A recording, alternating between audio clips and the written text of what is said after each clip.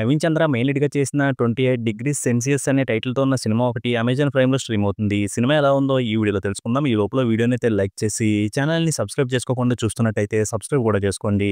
ఈ సినిమా అంతా చూసాక ఈ సినిమాలో ఉన్న కాన్సెప్ట్ కోసం కొంచెం ఓపికగా చూద్దాం అనుకుంటే ఈ సినిమాని ఒకసారి చూసుకోవచ్చు. కాకపోతే సినిమా చూసే ముందు సినిమా ఎలా ఉంటుంది అని ఫిక్స్ అయిపోయి చూస్తే బెటరు. ఈ సినిమా ట్రైలర్‌లో 2 పాయింట్లు కనిపించాయి. ఆ 2 పాయింట్లు ఇంట్రెస్టింగ్‌గా ఉన్నాయి. అవేంటంటే 28 డిగ్రీస్‌లో మాత్రమే ఒక మనిషి బతుకుతాడు. అంతకన్నా ఎక్కువైనా, తక్కువైనా ఆ మనిషి చనిపోతాడని చెప్పారు. అలాగే ఒక ఇంట్లో దెయ్యం ఉందని కూడా చెప్పారు. అవి చూడడానికి ఇంట్రెస్టింగ్‌గానే ఉన్నాయి. ఆ రెండిటిని ఎలా చూపిస్తారు, ఎలా కలుపుతారు అనే విషయం అయితే ఇంట్రెస్టింగ్‌గా అనిపించింది. అలానే సినిమాలో వాటికి సంబంధించిన సీన్స్ అయితే కొంచెం ఇంట్రెస్టింగ్‌గానే ఉన్నాయి. కానీ వాటి మధ్య వచ్చే సీన్సే చాలా నీరసంగా ఉన్నట్టుంటాయి.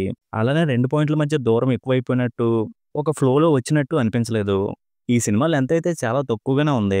కానీ సినిమాలో 28 డిగ్రీస్ అనే పాయింట్‌ని స్టార్ట్ చేయడానికి చాలా టైం తీసుకున్నారు. అప్పటి వరకు సినిమాలో హీరో, హీరోయిన్ లవ్ ట్రాక్ వస్తది. ఆ లవ్ ట్రాక్ చాలా నీరసంగా అనిపించింది. ఇంకా పాయింట్ స్టార్ట్ అయ్యాకైనా సినిమాని ఇంట్రెస్టింగ్‌గా చూపించారా అంటే లేదు.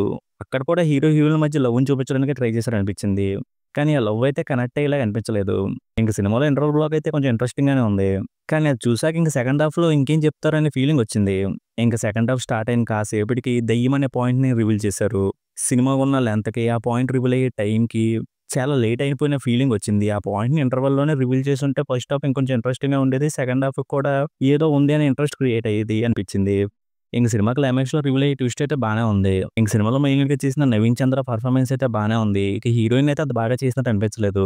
ఇంక సినిమాలో వచ్చే సాంగ్స్, బ్యాక్‌గ్రౌండ్ స్కోర్ బానే ఉన్నాయి. అలాగే ఈ సినిమా ఎలా ఉంటుంది? ఇలా ఉండే సినిమాని చూస్తున్నాం అని గనుక చూస్తే ఈ సినిమాని ఒకసారి ట్రై చేసుకోవచ్చు.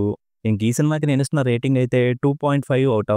ఇక వీడియోని క్లోజ్ చేసే ముందు వీడియోని లైక్ చేసి ఛానెల్‌ని సబ్స్క్రైబ్ చేసుకోకుండా చూస్తున్నట్టయితే సబ్స్క్రైబ్ కూడా చేసుకోండి.